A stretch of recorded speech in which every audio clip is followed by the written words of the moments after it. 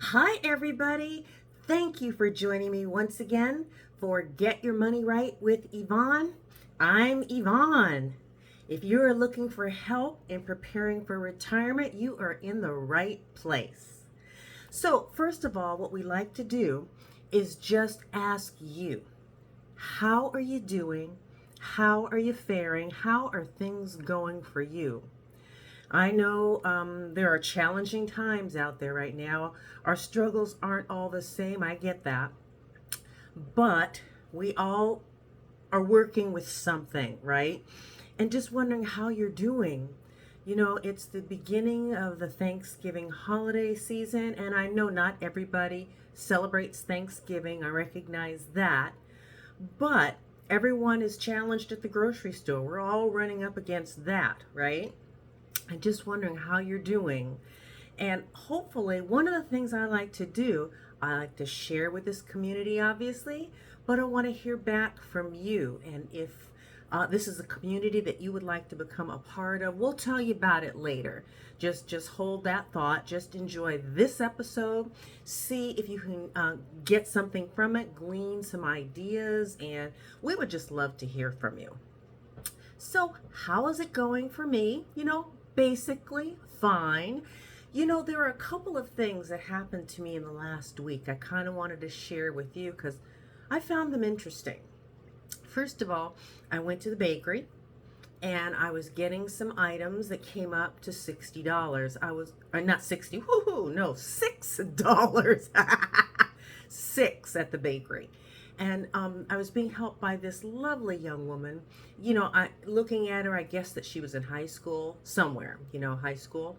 And because I pretty much do everything in cash, some things I'll use a card for, but for the most part, it is cash only for me, right? So my bill came to 6. I gave her 20, expecting $14 back. And I could tell she was struggling with how to do that. And I bring that up not to shame her in any way. I know it's a different world, and most of the things we do are with a debit card, credit card, it's plastic in some form.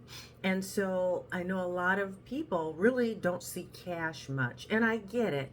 There are challenges to that. But this is money, and in whatever form it comes to us in, it is legal tender, right? And we just, to take care of ourselves, we need to understand the ways in which we can do that, whether it be money, cash, plastic, whatever it happens to be, just understand all of them because they all factor into our financial health. And then the other thing, where was I? I stopped into a restaurant for a quick burger. Actually, you know me, if it's on sale, give it a shot. So I had gotten a coupon for a 2-for-1 burger at, a place out here. And I go in, and I hadn't been into it. Couldn't even count on, one hand how many times I had been there. But with this coupon, it seemed like a good time to go. And me, I like to chat with people. I don't want to be intrusive or anything like that, but just, hey, how you doing? That sort of thing, just to see if they will engage with me. And this one young gentleman, while I was waiting for my order to be cooked and served, just hi, how you doing? And he looked back at his phone like he was kind of afraid to speak. I don't want to be that creepy person. But as he was leaving, he had what looked like a delightful sundae, and I said, oh, that looks really good. And he looked at me like, why are you speaking to me? And looked down. And it's just a reminder, we all approach this whole thing called life differently. I remember as a kid, I interacted with everybody in the neighborhood. I knew within a couple, 3, 4 blocks who lived where, who I could go to if I ever needed help, an ear to talk to, and I'm talking about adults. I knew who to go to, and it's very different today. And I would like to see a little bit more community. And the reason why I say that is because if we talk to one another, we have the potential of helping each other. You don't know one another's struggles, and not to say you need to know everybody's struggles. I don't mean that. What I'm saying is pooling your resources, talking, and okay, who's got a sale on what? I remember going into a store, oh, this was a few years ago now, and the lady who checked me out goes, "Oh, where'd you get this coupon from?"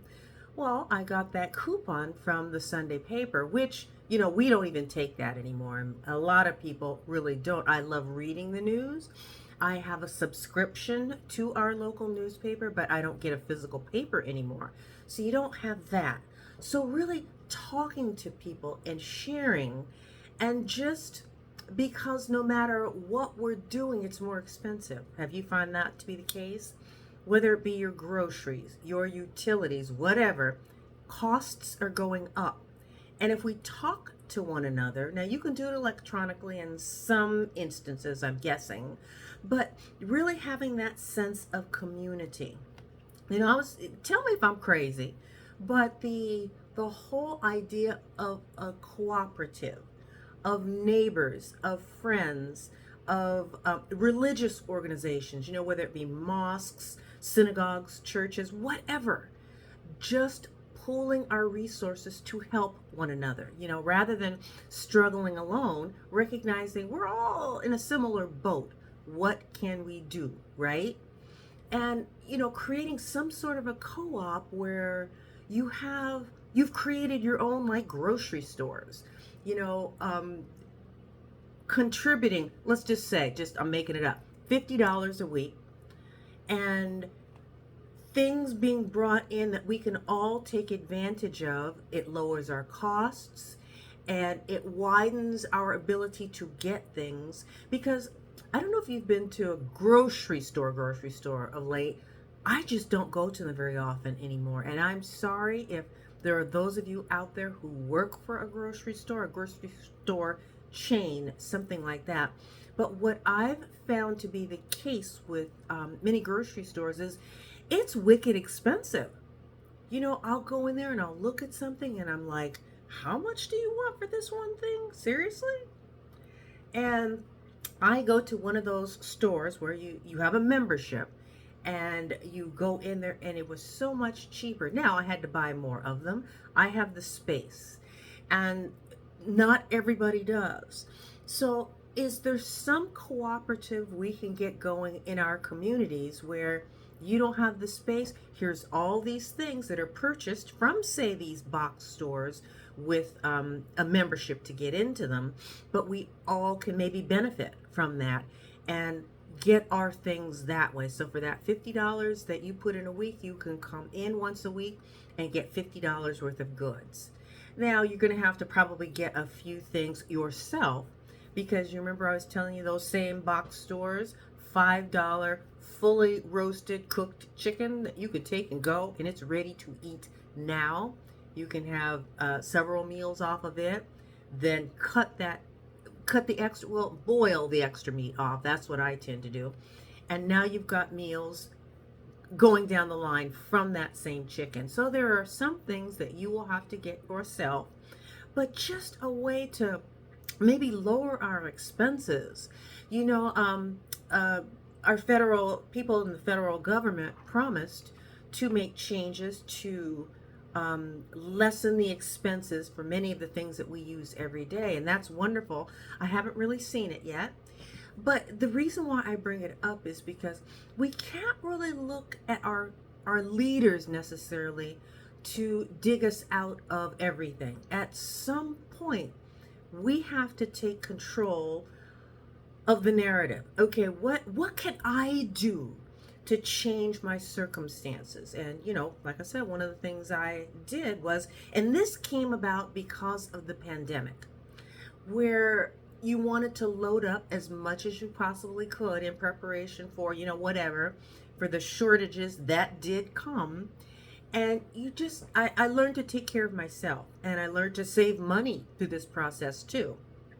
Because you don't just buy things from these stores to keep and allow them to expire and not throw them away. No, I have these items what can I make within the next month or so? Many of those cans go for 2 years. But what can I do to make sure none of this goes to waste? And it is something you have to think about.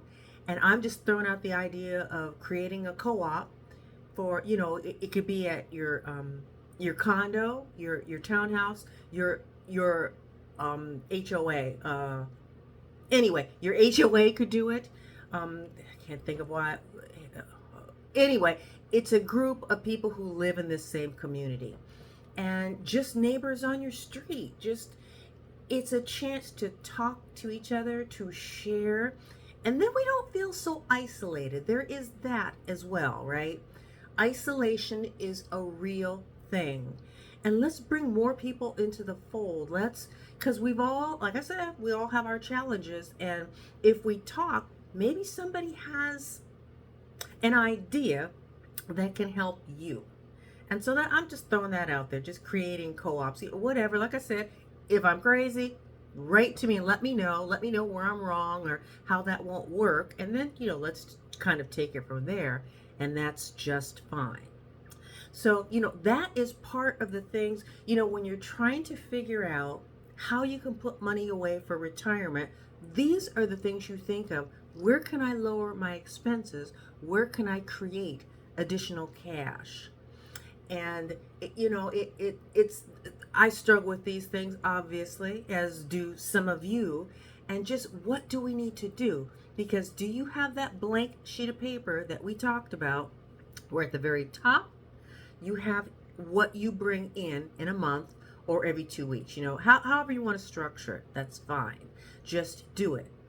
The next thing is pay yourself first. I'm going to stop myself right there, because your take-home pay should already include your 401k contribution, your 403b, whatever you have available at your work site.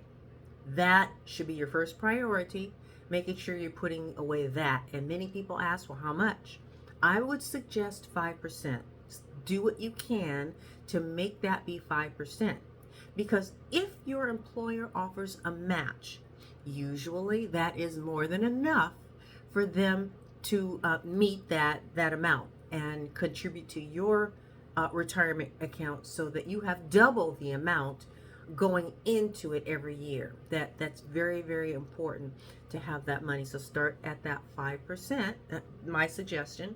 So your take-home pay now already includes your retirement. Next thing, pay yourself first, and that would include your savings account. Do you need to put money away to pay your insurance? Whatever you need to do, put that money away. Emergency fund, all those things. That's what paying yourself first means, taking care of your needs first. And then you will put in the your housing, however that is for you, your housing, your utilities, your food, all these different things that you get on a monthly basis. Have an idea of how much you're spending and adjust your budget accordingly. So, take a look at that. See what needs to be done to take care of you. And, I know it can be a struggle. I know, because the reason why I started this, because I didn't have anybody out there to talk to, because many of the money managers are addressing people who make over $100,000. I don't need anybody to tell me to get rid of the second mortgage I have on my vacation home of $1 million. Okay, I can't even fathom that. So I will listen to those people, those money managers, because there's something to get from their information. But for the most part, they didn't speak to me. And so I needed a different way.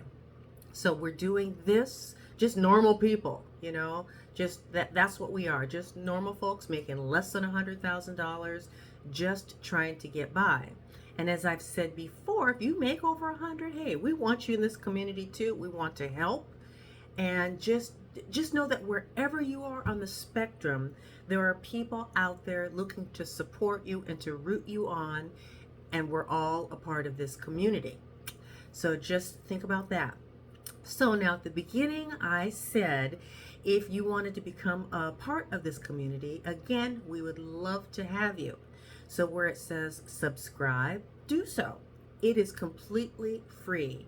Again, I only did this, started this channel on what's this, my 44th, 45th episode, and I'm not done. I got a whole lot more stuff that we can talk about. But I started this to share with people, things that I didn't learn, things that I wished that I had known, all these things to think about. And I'm just hopeful you want to become a part of this completely free. And I will never come to you and ask you to pay for this content, ever, ever, ever. Nope. At some point, when we get a certain number of subscribers, I'd like to go to businesses and see if I can't negotiate discounts for us. We're not there yet, but that's just some things I'm thinking about. And so join us if you'd like to. We would love to have you. Okay? And so with that, I try to keep these, in the 12 to 15 minute range. So with that, thank you for joining me once again for Get Your Money Right with Yvonne. I'm Yvonne. Until next time, and I wish you a meaningful start to your holiday. You take care, okay? Bye.